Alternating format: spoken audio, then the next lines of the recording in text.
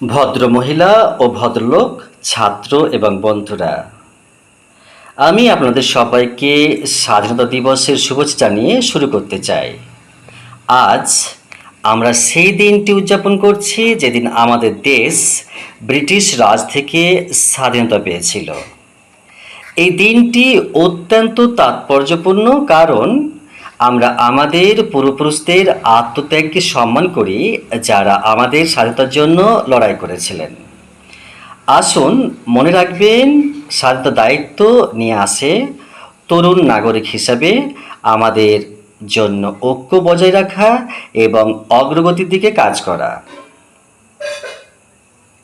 আসুন শিক্ষাকে একটি উজ্জ্বল ভবিষ্যৎ গঠনের হাতিয়ার হিসাবে ব্যবহার করি।